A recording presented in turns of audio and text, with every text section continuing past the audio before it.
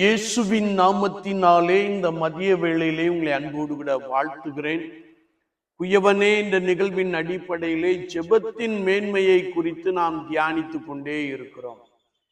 இன்றைக்கும் சங்கீதம் 143 நாம் வாசிக்கின்ற போது, கர்த்தாவே என் ஜெபத்தை கேளும், என் விண்ணப்பத்திற்கு செவிகொடும் என்று சங்கீதக்காரர் ஆண்டவரை நோக்கி விண்ணப்பம் பண்ணுகின்ற ஒரு காட்சியை குறித்து இந்த சங்கீதம் நமக்கு மிக தெளிவாக கற்றுக் கொடுக்கிறது.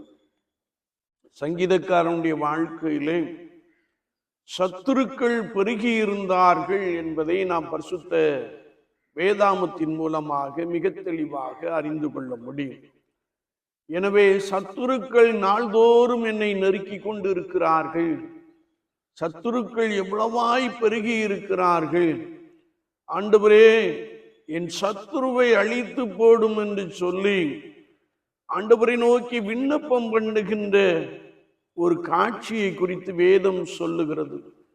சத்துரு என்னை நெருக்குகிறபடினாலே நான் இருளில் இருக்கிறேன், என் இருதயம் எனக்குள் சோர்ந்து போயிற்று, பூர்வ நாட்களை நினைக்கிறேன் என்று விண்ணப்பம் பண்ணுகிறார். பூர்வ நாள் எது என்றால், கர்த்தராகிய தேவன் இஸ்ரவேல் ஜனங்களை எகிப்தின் அடிமைத்தனத்திலிருந்து வெளியே கொண்டு வந்த அந்த செயல்பாடுகளை எல்லாம் நான் நினைக்கிறேன்.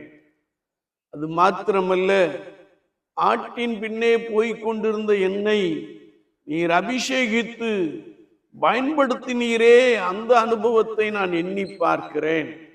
எனவே நீர் எனக்கு உதவி செய்யும், உமது செய்கைகளை எல்லாம் நான் தியானித்து பார்க்கிறேன். கர்த்தர் சர்வ வல்லமை உடையவர், மகா பெரியவர், சத்துருக்களை நிர்மூலம் பண்ணுகிறவர் என்று சொல்லி உம்முடைய ஆதிகால செயல்பாடுகளை நான் எண்ணி பார்க்கிறேன், அவைகளை குறித்து நான் தியானம் பண்ணுகிறேன்.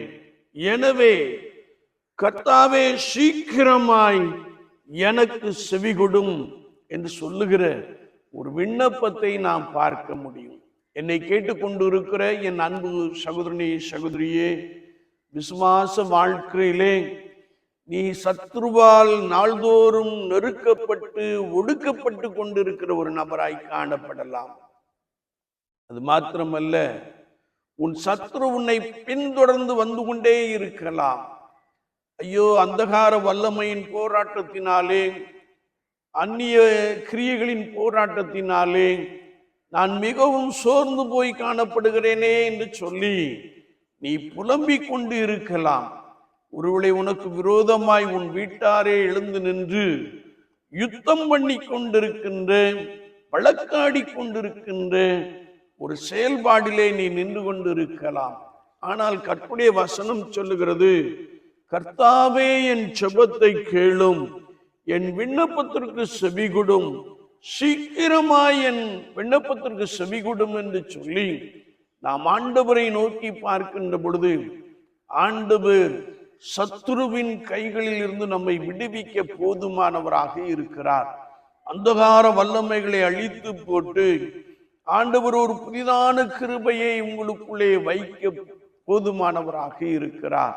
எனவே ஒவ்வொரு நாளும் நாம் கர்த்தரை நோக்கி பார்க்கின்ற பொழுது அவர் செய்த மகத்தான கிரியைகளை, பூர்வ நாட்களை நாம் எண்ணி தியானிக்கின்ற பொழுது ஆண்டவர் நம்மோடு கூட இருந்து நமக்கு செய்யும் காரியம் மிகவும் பயங்கரமாய் இருக்கும் என்பதை அறிந்து நாம் ஒவ்வொரு நாளும் ஆண்டவரை நோக்கி கூப்பிடுகின்ற பொழுது ஆண்டவர் உங்கள் சத்துருக்களை அழித்து போடுகிறார். ஆண்டவர் உங்களுடைய நெருக்கங்களிலிருந்து உங்களை வெளியே கொண்டு வருகிறார். இயேசு கிறிஸ்து உங்கள் பலவீனத்தில் நின்று உங்களை விடுதலையாக்குகிறார். உங்களுக்குள்ளே பலத்த அற்புதங்களை செய்கிறார். எனவே ஒவ்வொரு நாளும் நான் ஆண்டவரை நோக்கி விண்ணப்பம் பண்ணுவோம், ஆண்டவரை நோக்கி நாம் ஜெபிப்போம். அவர் உங்கள் நடுவிலே பெரியவராயிருந்து உங்களை நன்றாய் நடத்திவிட, விடுவிக்க, உங்களுக்குள்ளே ஒரு புதிதான காரியத்தை செய்ய போதுமானவராக இருக்கிறார். அவர்கள் அவரை நோக்கி பார்த்து பிரகாசம் அடைந்தார்கள், அவர்கள் முகங்கள் வெட்கப்படவில்லை என்ற வார்த்தையின்படியே ஆண்டவரையே நோக்கி பார்ப்போம். ரட்சிப்பார், விடுவிப்பார், மகிழ்ச்சியை தருவார். ஆமீன். ஆமீன்.